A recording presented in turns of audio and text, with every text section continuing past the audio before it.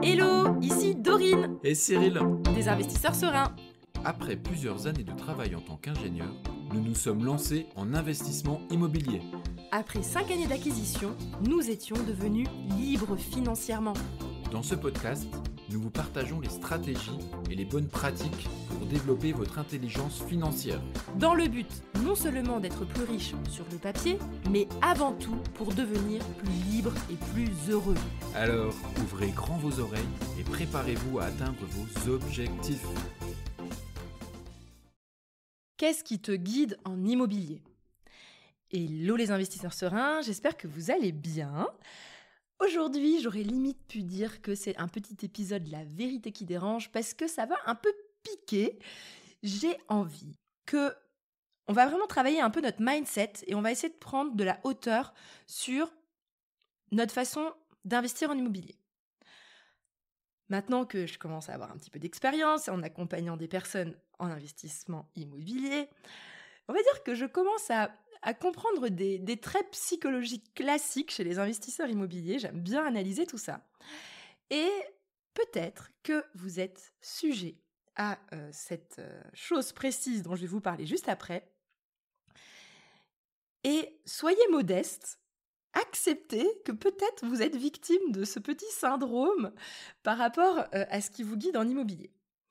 En fait, moi, ce que je remarque souvent, en tout cas, c'est quelque chose que maintenant que je l'ai remarqué, je le remarque à chaque fois qu'on me le dit, c'est que, par exemple, je vais vous expliquer, je vais poser la question à quelqu'un qui vient d'acheter un appartement, d'ailleurs c'est l'une de nos coachées, si elle se reconnaît peut-être, elle vient d'acheter un appartement en colocation. Et elle me dit, bah voilà, en fait, je pensais louer à temps mes chambres de colocation. Je sais plus si c'était quoi, 600 €. En tout cas, elle est dans une région où les chambres de colocation sont assez chères, et en vérité, elle est en Île-de-France. Et elle me sort le chiffre. Et je lui pose la question, ok, pourquoi ce chiffre-là ? Et là, au lieu de me répondre, bah, j'ai étudié le marché. Je sais que c'est temps minimum, c'est temps maximum. Les concurrents qui font exactement les mêmes types de colocs que moi sont à temps. Donc, je vais essayer un petit peu plus. Ça, ce serait, entre guillemets, logique. Peut-être qu'elle essaierait un petit peu plus. En tout cas, elle se mettrait dans le haut du panier comme ce serait refait à neuf. Et du coup, bah, là, ce serait une réponse rationnelle. Mais non. La réponse, c'est j'ai mis à temps parce que j'ai peur d'avoir du mal à louer. Mais du coup, c'est quoi qui te guide ? C'est ta peur ? C'est la peur qui décide du prix que tu vas mettre pour ton appartement ? Enfin, pour tes chambres en colocation ? Mais en fait, non. La peur ne décide pas de combien tu vas louer ta chambre. C'est pas la peur qui va décider ça. Ce qui va décider ça, c'est ton étude de marché.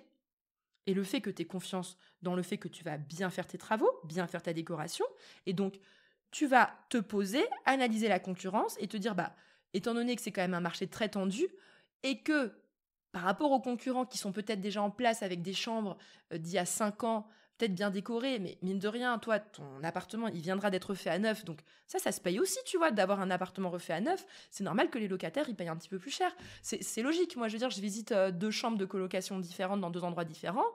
La chambre qui vient d'être faite à neuf, je suis prête à la payer un petit peu plus cher que la chambre qui a déjà 5 ans derrière elle. Surtout si c'est un propriétaire qui entretient mal son bien, en tout cas où on voit le vieillissement, des peintures, des meubles, etc.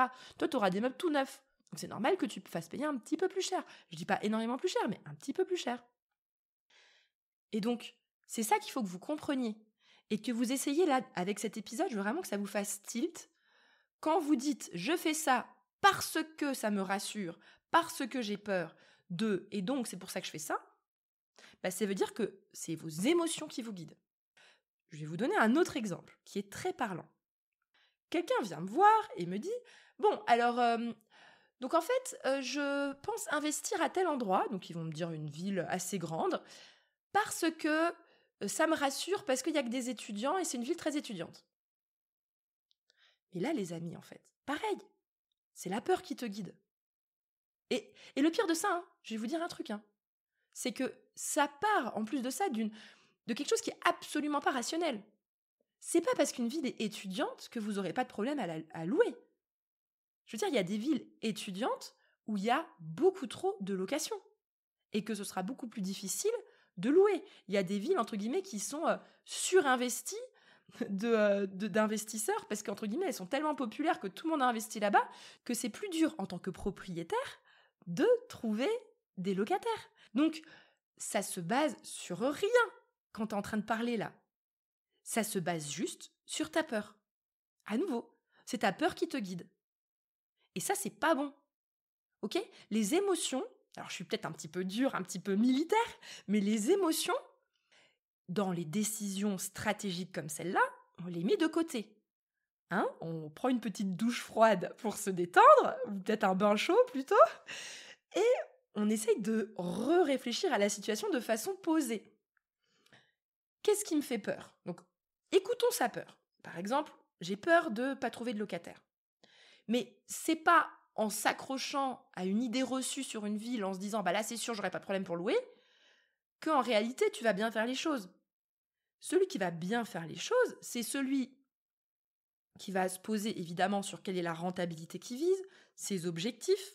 Il y a des villes certainement qui sont peut-être beaucoup moins compatibles avec tes objectifs, parce que si tu veux dégager des compléments de revenus, mais que tu vas acheter un studio à Paris super bien placé, pour être sûr de bien louer, ça va être compliqué de dégager des compléments de revenus en achetant un studio dans le centre de Paris. Donc, il faut vraiment que tu comprennes que tu as tes objectifs et l'esprit rationnel va se poser en se disant ok, j'ai envie d'atteindre telle rentabilité pour avoir ce cash flow-là, je n'ai pas envie d'avoir des problèmes de vacances locatives, très bien, c'est bien d'avoir peur, parce que celui qui se pose même pas la question sur comment est-ce que je vais faire pour trouver des locataires, il est aussi mal barré, là-dessus je suis d'accord, mais on va pas réagir par peur en donnant une réponse bidon. Ce qu'on va faire, c'est qu'on va se dire, ok, je vais regarder les différentes zones de recherche où le prix au mètre carré peut être intéressant par rapport à mon projet, et en même temps, je vais faire une vraie étude de marché de la demande locative. Donc ça, c'est quelque chose qu'on fait et qu'on pose. Ok ? Et on enlève tous ces a priori bidons, parce que je peux vous garantir qu'il y a des villes où sur le papier, on se dit mais c'est génial, il y a plein d'étudiants, alors qu'en réalité, vous aurez plus de difficultés à trouver un locataire peut-être que des villes moins populaires, moins connues, populaires dans le sens connu, on va dire, aux yeux des investisseurs, et pour lesquelles en réalité, il y a beaucoup de demandes de location et trop peu d'investisseurs qui proposent ce genre de produit. Donc, enlever ces peurs ridicules. Elles sont pas ridicules, désolée, je vais pas dire ça. Elles sont pas ridicules, parce que évidemment, c'est bien d'avoir des peurs, mais il faut, quand on a cette peur, la conscientiser et se dire, ok, mais je vais apporter une réponse rationnelle à cette peur.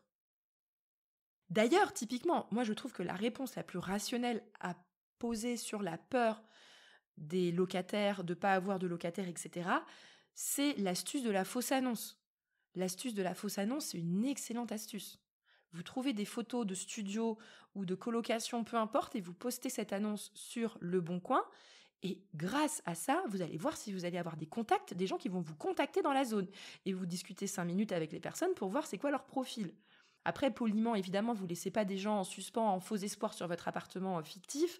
Vous dites rapidement que vous avez trouvé un locataire et que du coup, désolé, c'est déjà pris, pour pas les faire attendre sur une potentielle visite qu'ils n'auront jamais, vu que le bien n'existe pas, c'est pas très sympa.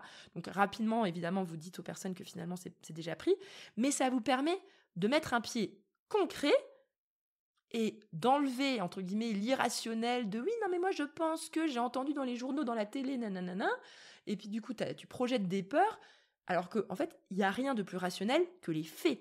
Est-ce que les gens te contactent ou pas ?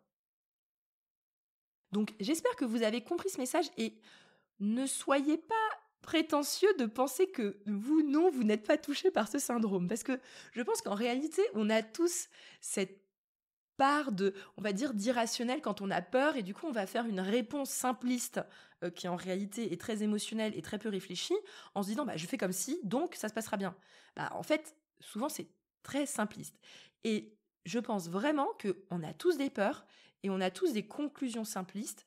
Méfions-nous, essayons d'observer les gens quand ils parlent, de s'observer soi-même d'ailleurs quand on parle, et essayez que ça vous fasse tilt au moment où vous vous dites « Ah, je fais ça parce que j'ai peur. Et je pense que c'est la solution à ma peur. » Donc stop, on fait une petite pause, on se dit « Ok, c'est quoi ma peur ? D'accord ? comment est-ce que je peux m'assurer que cette peur ne se réalise pas de façon beaucoup plus rationnelle, posée, en enlevant les émotions, en essayant de prendre du recul et en évitant des réponses simplistes. Et ensuite, vous agissez. Voilà. Je vous préviens, je n'ai pas la prétention que je ne fais pas ce genre d'erreur, mais je suis certaine que dans la vie, très probablement, j'en sais rien, peut-être avec les enfants, avec ci, avec ça, je vais dire ah bah j'ai peur et du coup ah non bah ça faut pas faire, alors qu'en fait c'est pas du tout réfléchi et pas du tout, j'ai pas du tout pris de recul par rapport à ma peur. Donc c'est important. Prenez ce temps, détectez ça.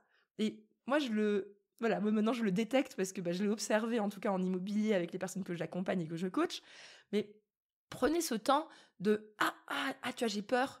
Attends, petit step de recul, j'analyse, je pose des actions qui sont beaucoup plus rationnelles en enlevant un petit peu la part d'émotions et de réponses trop simplistes. J'espère que cet épisode vous a fait le plus grand bien. Sur ce, je vous souhaite à tous une excellente journée et à bientôt!